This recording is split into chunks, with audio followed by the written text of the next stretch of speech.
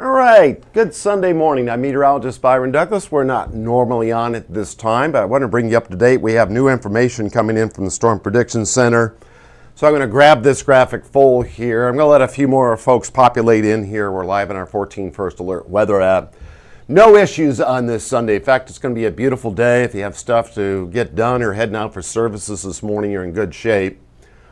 Right now, the severe weather window will open on Monday. I'm going to grab this full. But the best timing right now, I want to give you the best timing would be, I'm going to do that right now, would be Monday night.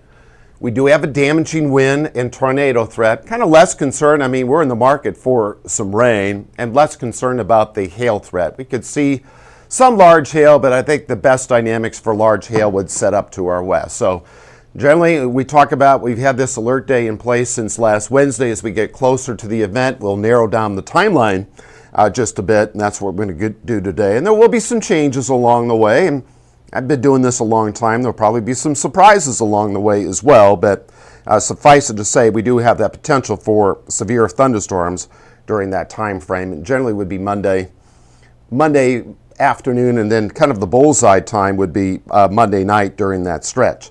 So as I say that, let's check in with the Storm Prediction Center. Everything generally today will stay out to our west. So we do have the threat markers that are back through portions there of Iowa and those locations, but they set up outside of our area. So what we'll do is we'll whiten it out, show you that severe weather threats will be out in Kansas and then far western stretches of Missouri. Now we'll push this forward and show you what's going to go on for tomorrow. The Storm Prediction Center just updated here a few hours ago as we go into Monday. We still have the enhanced level 3 threat for severe thunderstorms. Covers a good chunk of our viewing area, but it has been scaled back, and I'm going to tighten this up and we'll do a county breakdown. If you live in Owensboro, Jasper, Greenville, Hartford, it's been scaled back to a level 2 threat. But generally we're all in this. We have the same threat markers concerning Monday, especially Monday afternoon into Monday night. So that's the latest from the Storm Prediction Center. I believe we'll have another update. Michael Fecka will take you through that a little bit later in the day. And then again at noon from the Storm Prediction Center. And they might hold off until later today.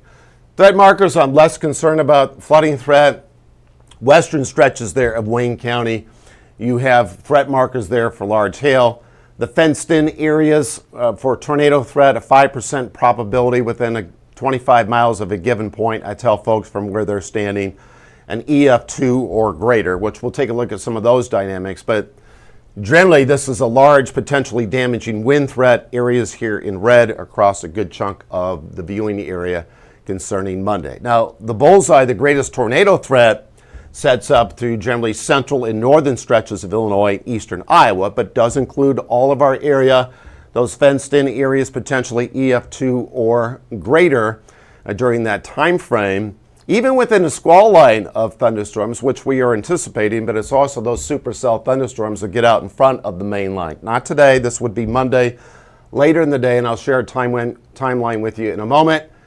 And that damaging wind threat encompasses most of our area, but still a damaging wind threat, Jasper, Tell City, Owensboro, and these locations. I'll grab that full so you can just take a look at that. And that concerns Monday afternoon and then into Monday night. This is where we could see generally the high-end severe thunderstorm warnings during that stretch, where we'd get a severe thunderstorm warning where you have winds. The criteria for a severe thunderstorm warning, winds generally at 58 miles an hour along with 1-inch hail, but you could get these severe thunderstorm warnings, which we had earlier in the season back in March, where you could get winds at 60 to 70.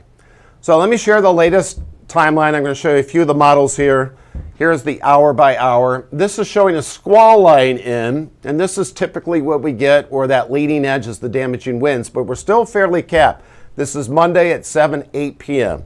There could be an earlier solution, but this takes us 9, 10 o'clock, and these storms are just racing along. And then any kinks or broken lines, that's where you can see that radar indicated tornado warning. Also of numerous severe thunderstorm warnings potentially. And within that line, you can have a tornado threat there as well.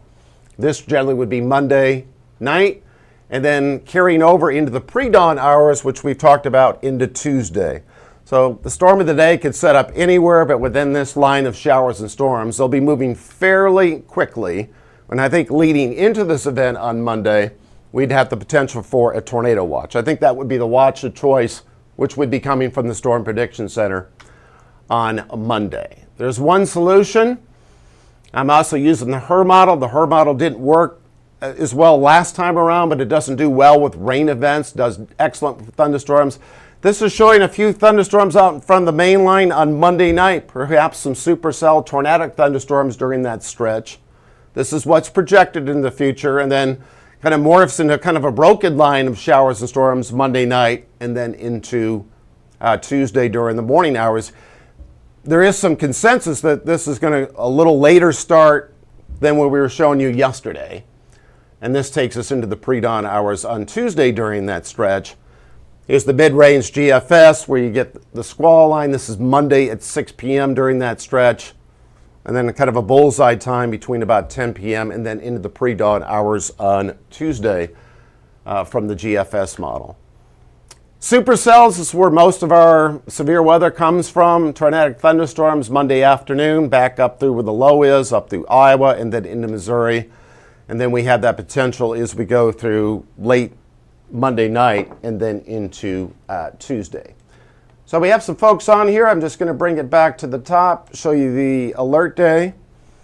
And I just want to give you a brief update. What came down from the Storm Prediction Center here this morning. The alert day generally Monday night, a line of severe thunderstorms potentially, and we do have that damaging wind and tornado threat during that time frame. And then leading out into front of it, I think we'd have excellent chances for numerous warnings, but usually 4 or 5 hours before the event, we would get a tornado watch, means ingredients are favorable for severe weather. And I'll just take you through a few more graphics as we go. Let's look at Sunday. Everything's out to our west. This is on Monday, generally Monday afternoon into Monday night. And I'm going to show you the threat markers again. We're not risk for hail, with the exception of western stretches of Wayne County, but we do have that tornado and damaging wind threat at EF2 or greater, these areas in green fenced-in areas. So that's the latest. We're going to have more throughout the day. Michael Feck is going to have more coming up on 14 News. He'll have more in the streaming coming up at 2:30. There's more on our app playing right now. We will talk to you soon. Have a great Sunday.